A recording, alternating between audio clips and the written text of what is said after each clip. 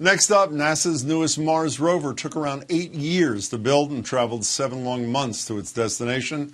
But the real drama came in what scientists call the 7 minutes of terror last Thursday, after the craft, aptly named Perseverance, entered Mars' atmosphere at 12,000 miles per hour and then fully took over to land itself. We get one chance. We have no opportunity to fix it, and it has to work the very first time. The payoff is we could maybe bring back fossil Martian cells. Perseverance is now officially on a 2-year-long mission searching for signs of ancient life. GBH's Nova has been following the team of scientists behind the project for years. They've documented the journey so far in a 1-hour special premiering tonight. It's called Looking for Life on Mars. And I'm joined now by one of the members of the Mars 2020 mission, co-leader of the team of return sample scientists, Tanja Bosak, professor of biogeology at MIT. Tanja, it's good to see you. Thanks so much for being here. Hello, thanks for having me. You know, Tanja, other than the sheer wonder of it all, which is absolutely immense, why should the average person watching tonight care about whether we learned that there was ancient life on Mars or not? The question of how we came to be and whether we are alone in the universe is probably one of the biggest scientific and human questions there are. So I think anyone who looks at the starry sky and wonders whether there is anything out there, Mars is a close planetary neighbor that helps us, perhaps will help us answer that question.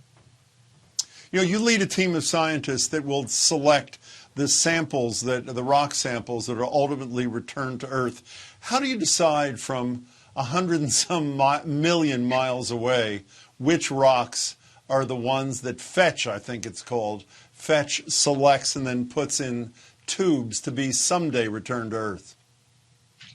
So the Fetch rover is the rover that will come to just pick up the tubes. The current rover is our rover, the Perseverance Rover, and that's the rover that will be able to drill rocks and collect some soil samples. And we have a lot of instruments on this rover. We have cameras, we have instruments that can analyze the chemical composition of rocks. And we have a large team of scientists who are all excited to download data as soon as they come and start poring over them and looking and interpreting rocks to identify the best ones to collect. So it's a really big effort. How do they get a really big effort? I think is the understatement of the ages. How do they get back here? How do they get to your lab or the lab of someone like you? How do they get back to Earth? There will be this Fetch rover, and I think that rover is supposed to land on Mars in 2028 and collect the tubes that our rover collects. So we are supposed to select about 30 samples and put them down somewhere on the surface of Mars. And then the Fetch rover will come collect those samples. And then there will be another craft that picks them up from the orbit around Mars and brings them back to Earth. And that should happen in 2031 at the earliest. And then these samples will be available for the entire scientific community to analyze. So it won't be just me, it won't be just the current team, or maybe not at all. So when you do what you do for a living, do you ever lose your sense of awe that we all experience? Do you ever lose it because you're so dug into the work, or no? It's easy to lose your sense of awe. Too many meetings and just the day in, day out. But working, this is my first mission, and just being able to look at the images that come every day and think about and realize that we are here interpreting what happened billions of years ago on a completely different planet and looking at this alien world. I think it restores a lot of that sense of awe. An alien world with a landscape that, to me, and I know to some of your colleagues, looks very much like parts of the planet that we live on. You know, when we talk about the possibility of life on Mars, I assume we're not talking about things like this or things like this, for example.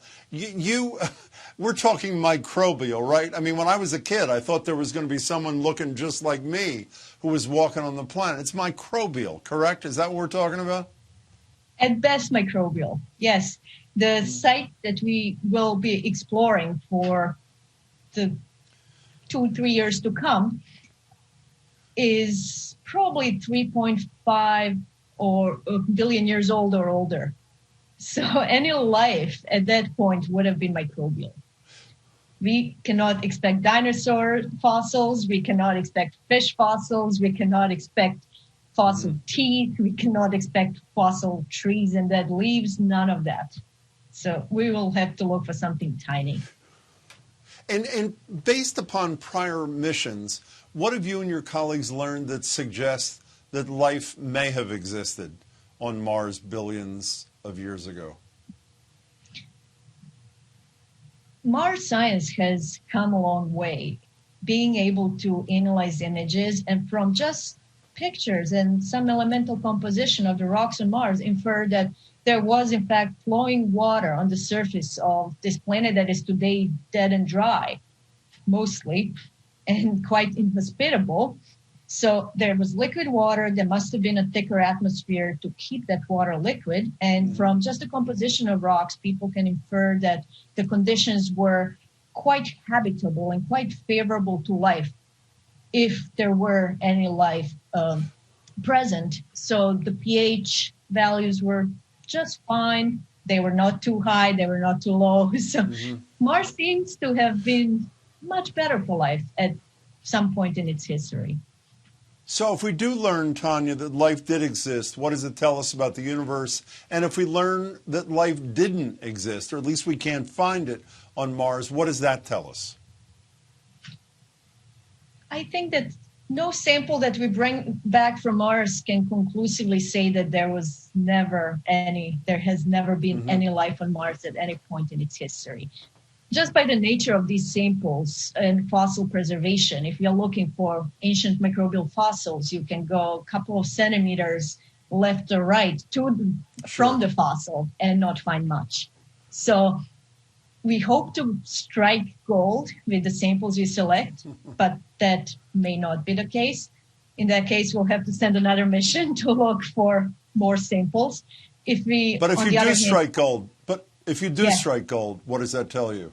If we strike gold, then that tells us that at least in the early days of the solar system, and when I say the early days, I mean billions of years ago, life was much more widespread in the solar system. So the habitable conditions that we are inferring just from the geology and the chemistry that we can measure would have favored life on Mars. So that would be incredible, because just by looking at a place that had liquid water, it tells us our search strategy for life, at least past life, is entirely correct.